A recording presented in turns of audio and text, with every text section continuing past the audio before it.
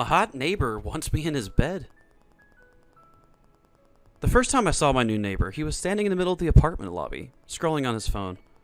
My heart skipped a beat at the sight of him, tall and brooding, with a sharp jawline and unruly black hair, as if it had been ruffled by the wind. There was something nearly arrogant in the way he carried himself that I just couldn't look away from. Apparently, I just didn't look away fast enough.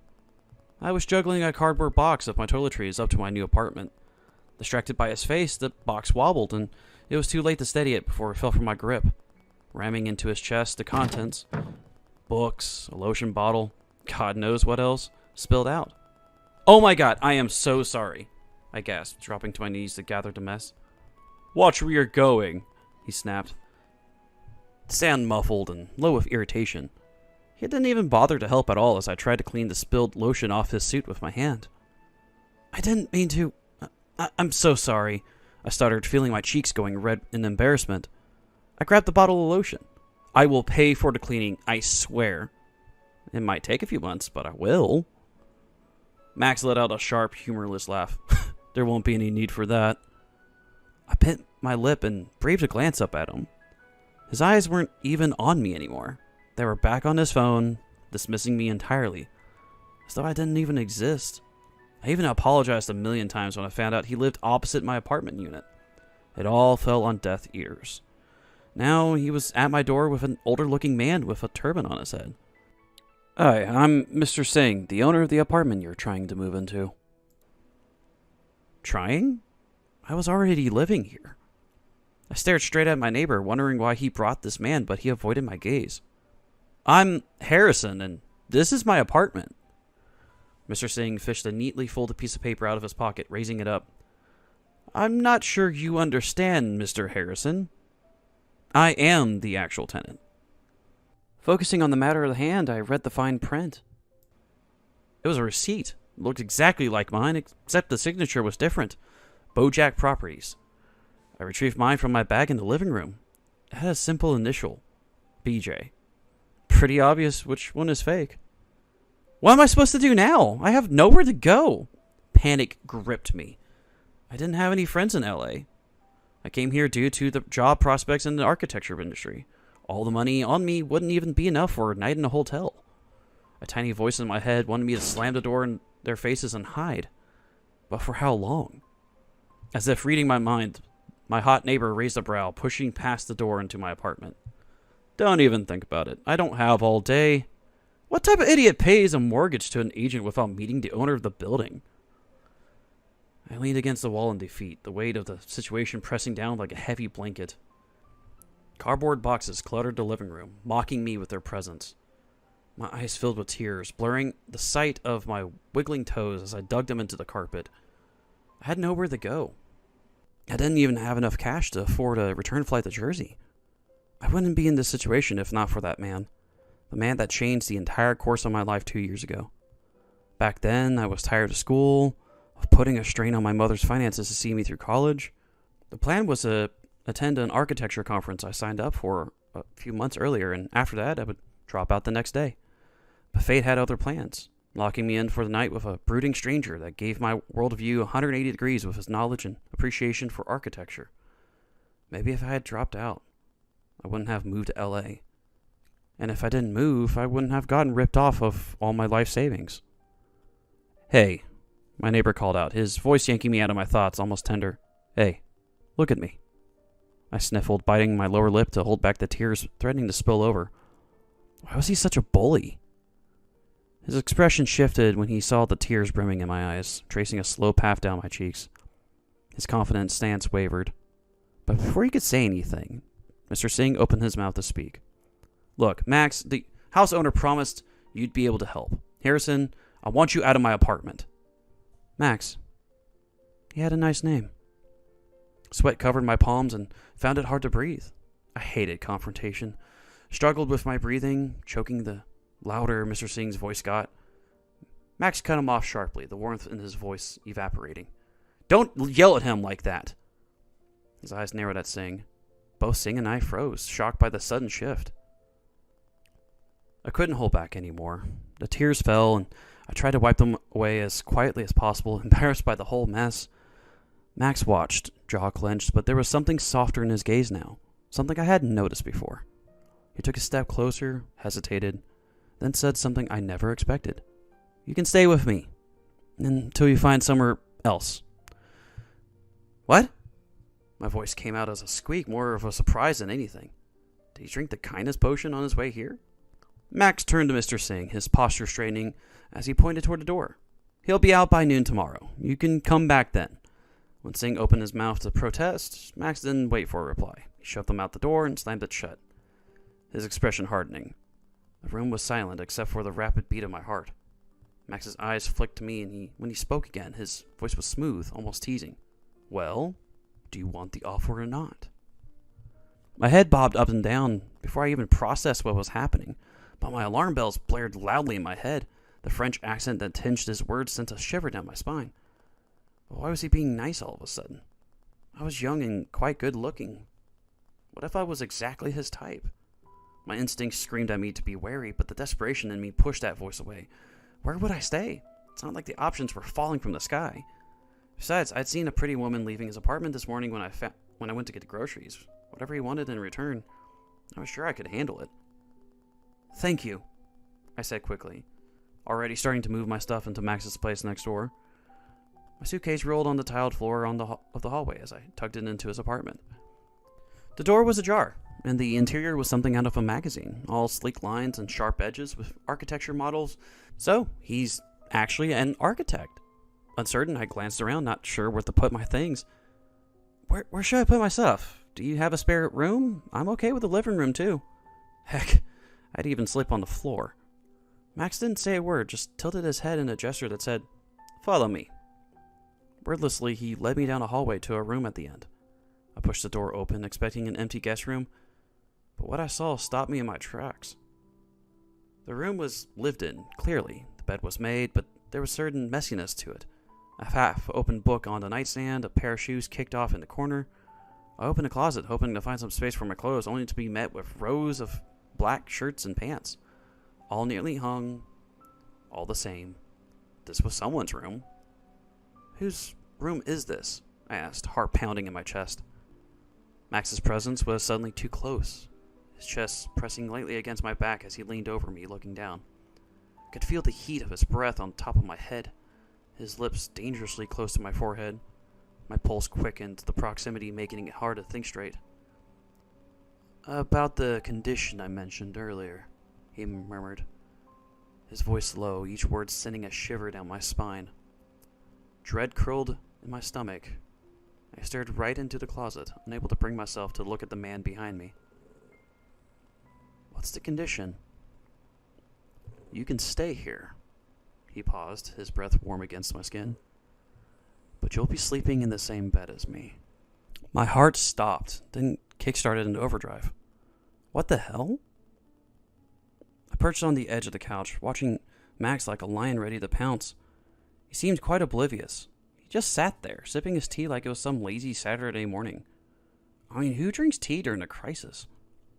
"So," I began in a voice that dripped with suspicion, "you need a bedmate?" Max looked up, his face unblinking, an unreadable mask. "Yes." He took another sip. He seemed totally calm, like this was his most normal conversation in the world. Naughty thoughts began to parade through my head. This was starting to sound like the plot from one of those dirty movies that played on the TV late at night. The ones you never would admit to seeing, but somehow they end up in your search history. "What exactly do you want me to do in bed?" I leaned forward, raising an eyebrow for emphasis. "Sleeping." He scowled, his forehead furrowing what I assumed to be irritation and confusion. "And?" I prompted, because there had to be more to this weird arrangement. "And what?" He blinked at me, genuinely puzzled. I stared at him as the silence stretched between us like an elastic band ready to snap. Was this guy for real? My danger alarms blared again, and I considered my chances of sleeping on the streets for a while. Finally, the question bouncing around in my brain spilled out. "Will there be touching?" "Oh, yes." Max replied simply, as if I had asked him for the time. "Just hugs and some cuddling.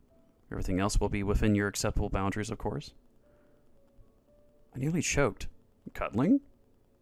Had he really said cuddling? Was this some sort of torturous rom-com in the making? Never mind, I'll take my chances in the streets of LA. In case you didn't notice, I'm a man. I sputtered, because he obviously had missed that part. And I was gay, but he wouldn't have to worry about me jumping his bones. Max rolled his eyes so hard, I thought they would get stuck in the back of his head. Surely you can't be that stupid. What did you think you were before? Touché. My face felt flushed, embarrassment crawling up my neck like a bad rash. This was too weird. There had to be some kind of catch. Besides, I'd seen him with a pretty lady earlier in the morning during my morning run. Was that his girlfriend? Nah, that was too suspicious. I was about to turn down the offer flat out when Max laid something on me that made my head spin. I only need your services for a month. After that, I'll pay for a new apartment for you. What? Did he say a new apartment? All my reservations suddenly evaporated like mist in the hot sun. Like a shapeshifter, I slid next to him on the chair, batting my eyelashes in what I hoped was an appealing but rather dignified manner. Okay, fine, my dignity was hanging on by a thread, but who cared? When can I start? I purred sweetly with hopeful doe eyes. Didn't trust him, but I play along for now. He looked at me for a moment, probably wondering if I had gone crazy. Well, honestly, I may have lost it. But a new apartment is just too good to be true. Sure, it was awkward. Yeah, I had no idea what I was doing. He could be a serial killer playing his next victim, aka, well, me. But if a month of awkward cuddles could get me my own place, then I was willing to take that risk. Who knew? If I got a job before then, I might even be able to afford my own place. How bad could it possibly be? The next morning. It was worse than I thought. Way worse. Max was a heavy sleeper, like borderline bear in hibernation. All night long, he held me in this vice grip of a cuddle. Eventually, I gave up and just existed in this weird spooning situation until sleep finally decided to show mercy. Still, it wasn't peaceful, filled with violent dreams of him hurting me. Now, waking up groggy and disoriented, the unfamiliar surroundings slowly came into focus. The memories of yesterday's insanity rushed back, making my heart race all over again. For a moment, I wondered if I'd dreamed the whole thing, but the warm, solid weight against my back told me otherwise. Max's arm was slung over my waist, his grip still tight even in the sleep. His chest was bouncing on my back, and his breath was tickling the nape of my neck, slow and even. The smell of his cologne, woody and masculine, filled my nose. It was a weirdly comforting smell, which, considering the circumstances, was all kinds of confusing. I shifted a little to try and get a better view of him, mindful not to wake him up. My heart did this really stupid, involuntary little flutter when I really saw his face, inches from mine. In sleep, Max looked so calm. His lashes were even rather long to be considered, as ridiculously long as brushed his cheeks, as well as lips. Oh my god, don't even get me started on his lips. They looked soft, full, a little parted, like he was waiting for someone to lean in and stop that, Harry. Right now. But could I stop? Of course not. My fingers acted on some rogue instinct to reach up and start tracing his features. I ran a finger lightly along his jawline, marveling at how perfect his skin was. No stubble, no blemishes, just smooth, warm skin. My finger paused at his lips, hovering. Max's eyes flew open just in time for me not to do something utterly stupid. He didn't wake like a normal person. No, his eyes just popped open like he was spring-loaded. And before I knew it, those piercing brown eyes were locked onto mine. Do you want a picture? His voice was low, still husky with sleep, and there was something wicked in those eyes that made my cheeks flame. I snatched my hand back as if my hand were in a cookie jar. No, just checking if you were alive, I stammered, feeling like the world's biggest idiot. Max raised a skeptical eyebrow. Uh-huh. What time is it? Grateful for a diversion, I fumbled for my phone, nearly dropping it in my haste. 9. It's 9 a.m. His brows furrowed, and he rolled over to grab his watch off the table. 9? Incredulous, as if he had said it was the year 2050. How did I manage to sleep this long? Do you use some kind of calming herbal sense? I blinked at him, dumbfounded. What are you talking about? Max didn't respond immediately. He flopped back down on the bed, pulling me into another hug, his nose nuzzling into the crook of my neck. I went rigid, my brain short-circuiting as he inhaled deeply, breathing in my scent as if it were the most natural thing in the world. "You smell good," he murmured, his voice vibrating against my skin. Finally, my brain started to reboot, and I managed to pull away from him just enough to look him in the eyes. "Why have you been acting so weird?" I wasn't stupid. It wasn't normal. Max sent me an amused, exasperated look, but didn't answer. Instead, he levered up and stretched, the muscles rippling remarkably under that stupidly tight t-shirt. "You've got 10 minutes to shower and get dressed," he said, swinging his legs off the bed. "Why?" I asked, more and more confused by the second.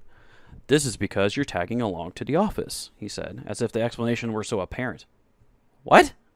I shrieked, my voice a whole octave higher, eyes wide as saucers. "Why do I need to tag along?" "You'll see. 10 minutes, Harry," he repeated and left the room. I stared at the spot where he had been standing, my mouth opening and closing. What had I gotten myself into? True to his word, Max returned to the room in exactly 10 minutes, and we got going.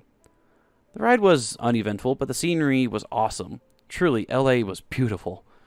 I remained slack-jawed until we reached a high-rise office building. I followed docilely behind Max. To be honest, I was already sleeping in the same bed as the man. The situation between us was as weird as it could get. I read the sign on the door in passing as we stepped onto his floor. Laurent Designs.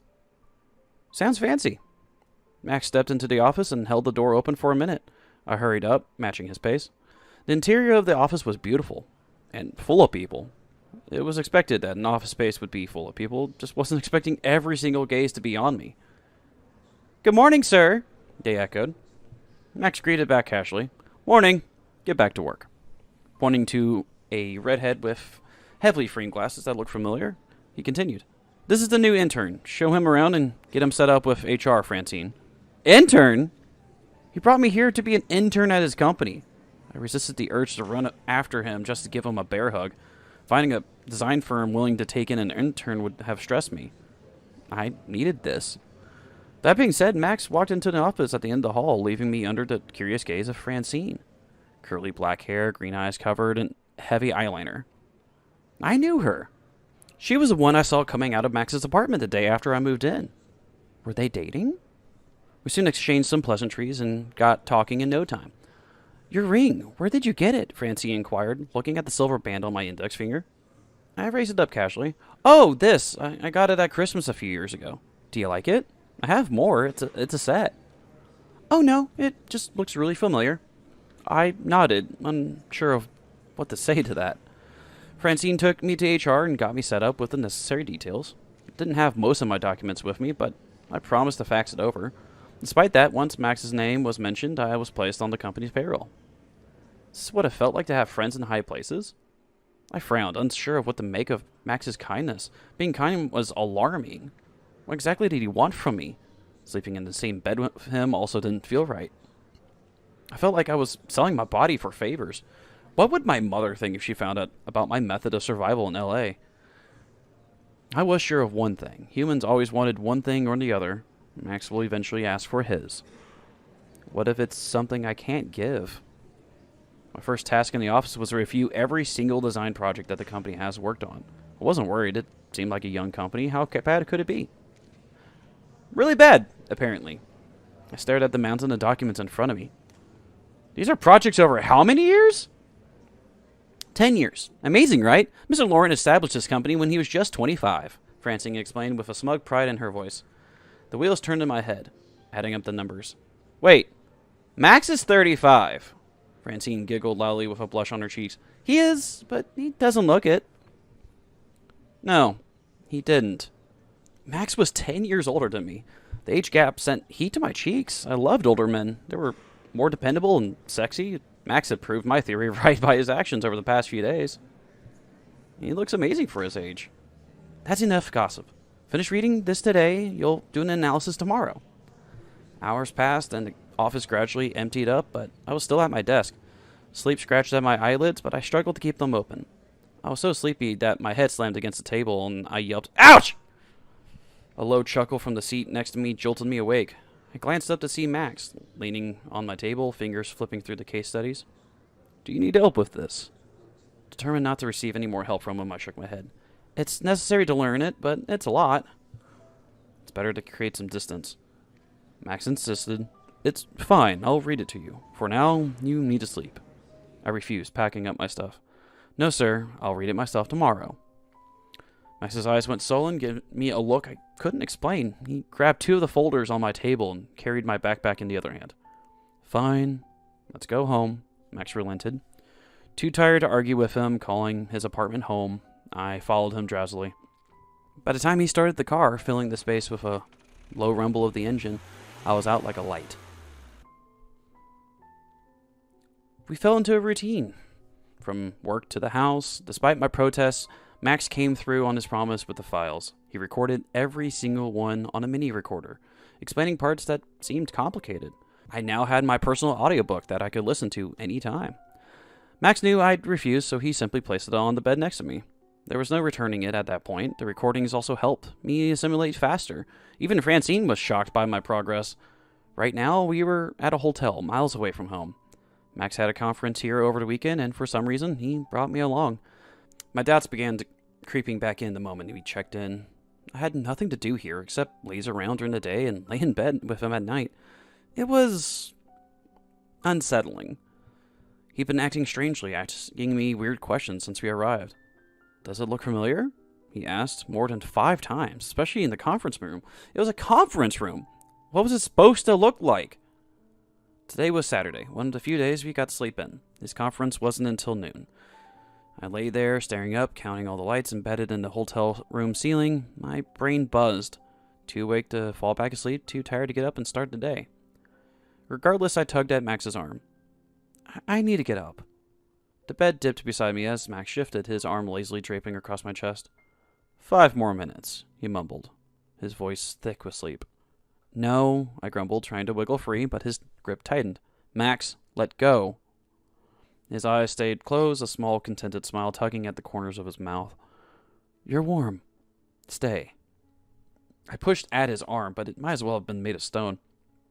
I can't stay in bed all day. I got things to do. Like what? He finally opened one eye, regarding me with that infuriatingly relaxed expression. It's Saturday. There's nothing that can't wait until after breakfast. Max, I snapped, frustration bubbling up. You're always doing this. Trying to keep me in bed. I need space. We never sleep apart. You even took me along to the hotel during your 2-day conference. I don't know what you want from me. His smile vanished, and he propped himself up on an elbow to study me with confusion and a tinge of concern. What do you mean? I sat up, pushing his arm off me with more force than necessary. You know exactly what I'm talking about. You barely know me, yet you're acting weird, and you've been asking all these questions since we got into the hotel. Max frowned, sitting all the way up now. Harry, if I'm making you uncomfortable, just tell me. I shook my head, a knot of irritation and doubt tightening in my chest. He wasn't exactly making me uncomfortable, but not knowing his motives put me on edge. That's not the point. Why do you care so much? Why are you so obsessed with keeping me here in this bed every damn morning? He blinked like the question had taken him by surprise. Because what? I cut him off, my voice rising. Because you want something from me? Is that it? Is this some twisted way from keeping me so you can... Harry, stop. Max interrupted, his voice suddenly sharp. It's not like that. What is it like then? I challenged, glaring at him. Why do you care so much? If you don't tell me, I will actually leave. I could always return to Jersey. Max ran a hand through his hair, exhaling slowly. I care because I like you, Harry. I swear. He likes me? My brain shut down as my phone buzzed with a message. From Mom. It read, my treatments are going well. The doctor said my insurance still covers a major part, and my pension makes up for the rest. Don't worry about me and stay safe. As I stared at the screen, feeling a pang of guilt, I realized there was no way I'd return to Jersey penniless. My mother was already going through a lot. I needed to grow up and find my footing. Look, I'm sorry. I'll give you the space from here on out. Max's hand found mine. He gently twirled the ring around my finger, his touch both grounding and unnerving. The action was almost absent-minded, but there was something deliberate in the way he did it. Something that made my heart race for reasons I couldn't quite understand.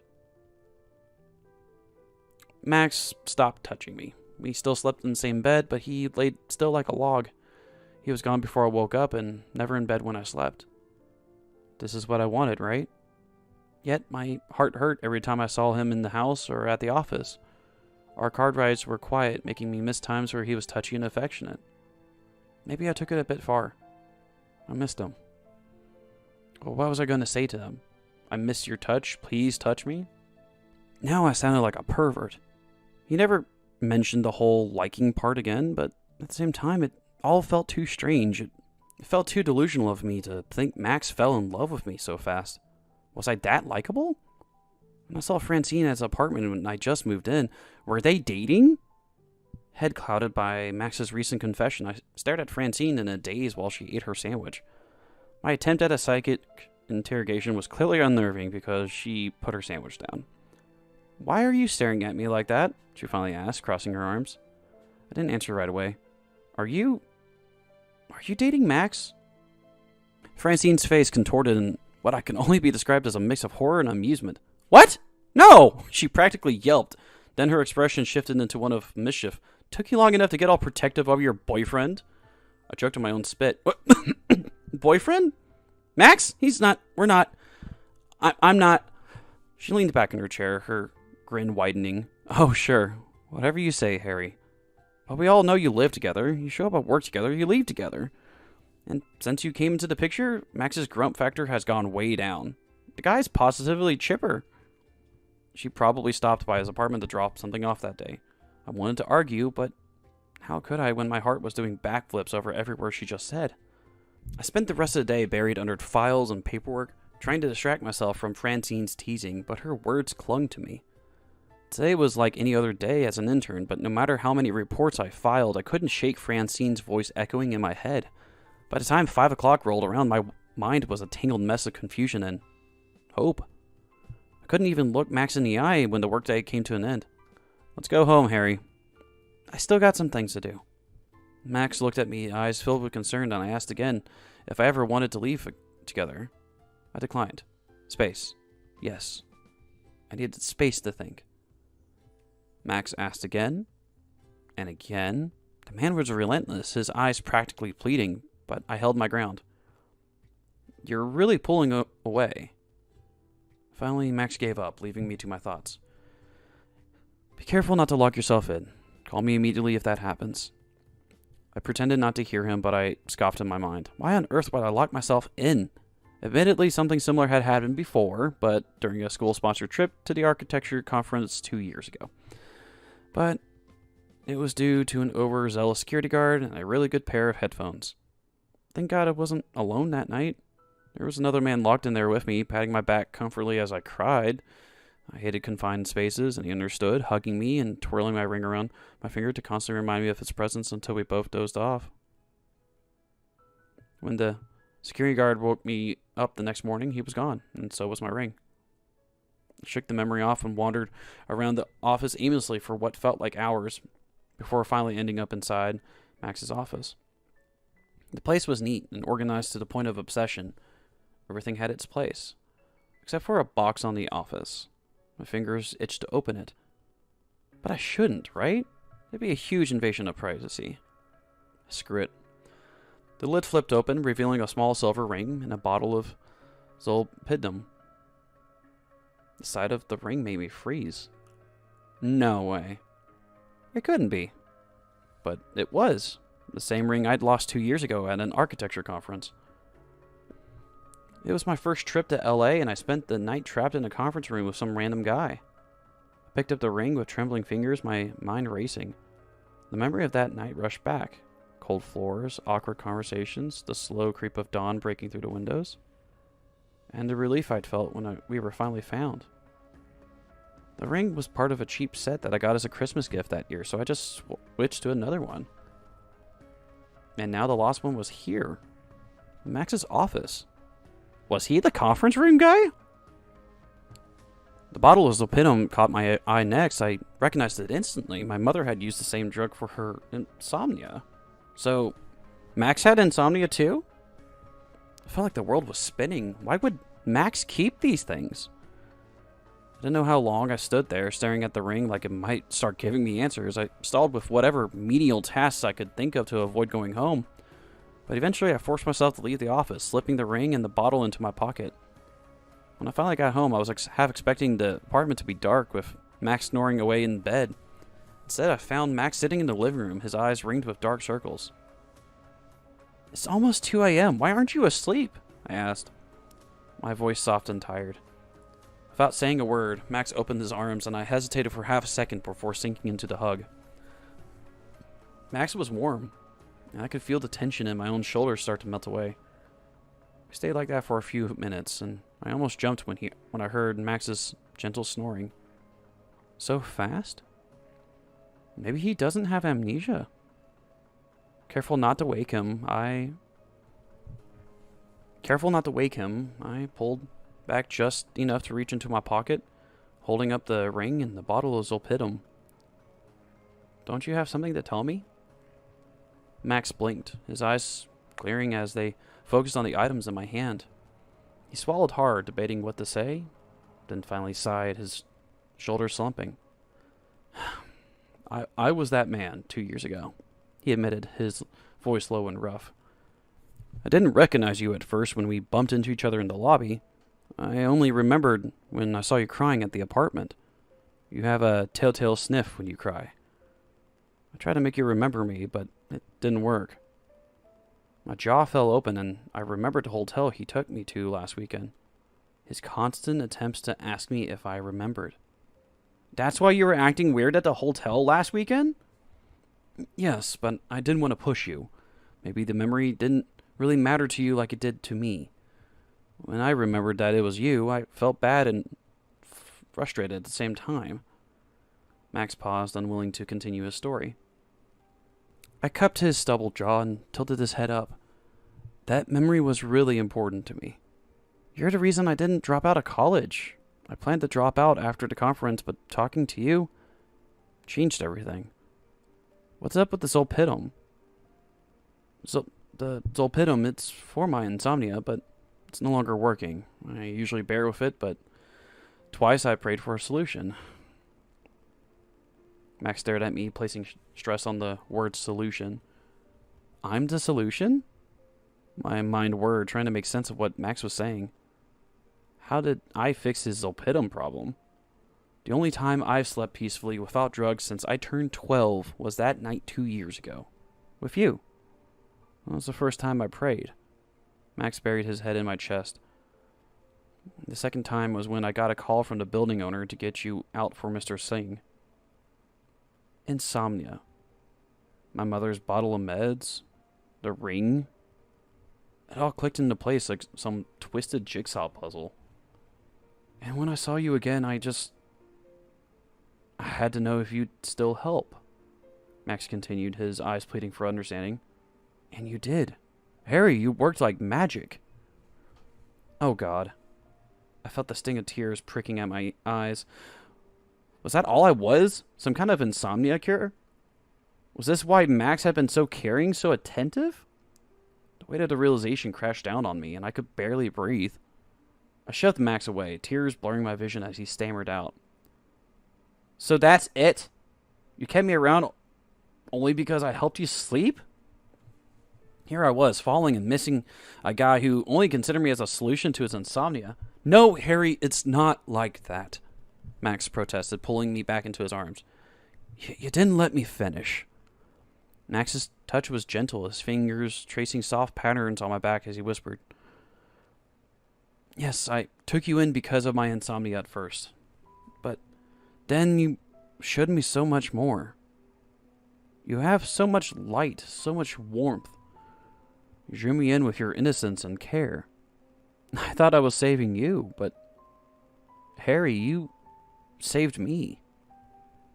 My resistance melted like butter on a hot day, and my heart pounded in my chest. I couldn't tell if it was from anger, relief, or something entirely different. "Then prove it," I dared, my voice shaky but determined. "Sleep apart from me for a week." Max's response was instant. "You might as well kill me." That was the most absurdly romantic thing I'd ever heard. And it made my heart do stupid cartwheels. Are you serious about this? About us? I asked, searching Max's eyes for any hint of doubt. I swear I am, Max replied, his voice full of sincerity, gaze unflinching.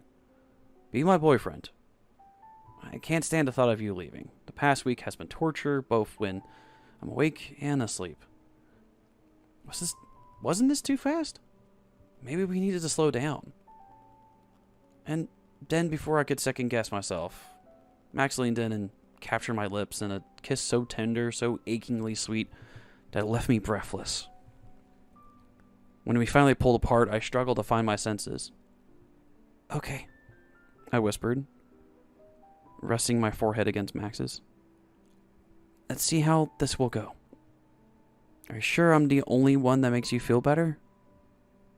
I'm not one to bring random people into my bed, so honestly, I don't know, Max replied gruffly, nuzzling my neck. God, I missed you. I quickly pointed out the irony. I'm literally the random person you brought into your bed. You're not random. I like you, and you complete me. And just like that, the world felt right again. So what if we were building a relationship on an unconventional arrangement? Don't hate on it until you try it. I finished my internship at Max's company without a hitch. Despite Max's insistence on giving me a referral to a bigger design company, I refused, insisting on a job at Lauren Designs. Why did I have to leave when I could stay? Still had a lot to learn, and I was well on my way to becoming a great architect. Max kept his promise, getting me my own apartment in the same building. What a waste of money, he never let me sleep there anyway. He had his imperfections, and I had mine too, but we somehow managed to complete each other like two pieces of a jigsaw puzzle. Question. Do you believe in fate or coincidence? Thanks for watching. Consider subscribing to become part of our Rainbow Force and stay wholesome.